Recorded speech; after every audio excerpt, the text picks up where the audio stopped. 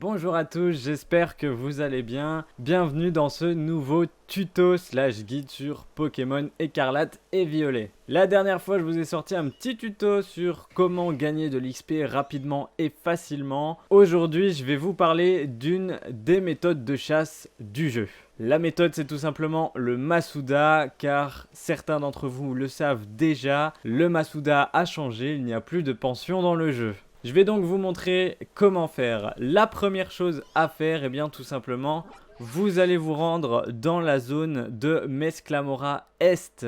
Ça vous permettra bien évidemment d'avoir la première chose essentielle, à savoir un métamorphe. Pour savoir si c'est un métamorphe, visez avec votre touche ZL sur un Pokémon. De temps en temps, vous trouverez le nom de métamorphe au-dessus. Je vous invite donc à lancer votre Pokéball pour le combattre. Il va ainsi reprendre sa forme normale.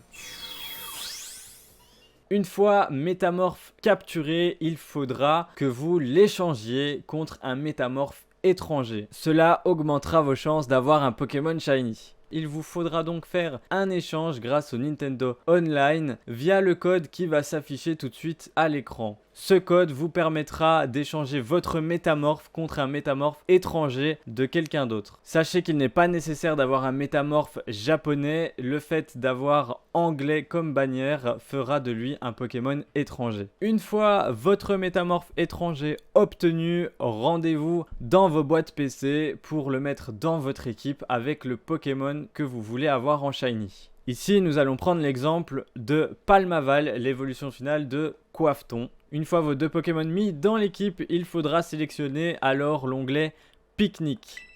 Une fois le pique-nique ouvert, vous allez cliquer sur la touche plus afin de rappeler Coraidon ou Miraidon pour ne laisser que Palmaval et Métamorphe. Avancez vers la table et confectionnez un sandwich qui vous permettra d'avoir une aura œuf de niveau 2 pour améliorer les chances d'obtenir les œufs et de les faire éclore plus vite. Le sandwich à faire est le suivant, il vous faudra des bananes, du beurre et du beurre de cacahuète. Pour obtenir ces ingrédients, rendez-vous dans le centre Pokémon de Mesaledo Ouest. Juste derrière se trouvera une petite place, vous y trouverez une boutique dans laquelle vous pourrez acheter le beurre et le beurre de cacahuète. Sortez de la boutique et juste un peu plus loin se trouve une deuxième boutique où là vous pourrez acheter les bananes. Une fois que vous avez sélectionné vos ingrédients, confectionnez maintenant votre sandwich.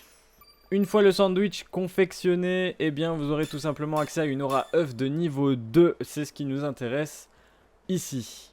Après avoir obtenu cette aura, tout simplement vous allez vous rendre derrière la table de pique-nique, vous y trouverez un panier, c'est ici que vous allez pouvoir récupérer vos œufs. Il faudra vérifier régulièrement dans le panier car vous ne pouvez avoir maximum que 10 œufs dedans. Ça veut dire que si vous laissez AFK votre jeu, quand vous reviendrez, vous n'aurez que 10 œufs dans vos boîtes. Sachez qu'en utilisant le sandwich avec l'aura œuf de niveau 2, il vous sera alors capable de récupérer environ 40 et 60 œufs. Une fois que vous avez fini de récupérer les œufs, rendez-vous dans vos boîtes car c'est ici que vos œufs vont se trouver. J'en ai fait 5 pour les faire éclore avec vous. Je vous conseille d'avoir un Pokémon avec corps ardent pour faire éclore vos œufs plus vite. Vous pouvez vous rendre dans les premières zones du jeu, capturer un passe-rouge qui évoluera en Flambuzard à la fin et qui possédera donc le talent corps ardent. L'endroit le plus facile pour faire éclore vos œufs, ça sera dans une des premières villes du jeu, à savoir Plateau Réal, qui possède une ligne droite et qui vous permettra donc de faire éclore vos œufs en toute tranquillité.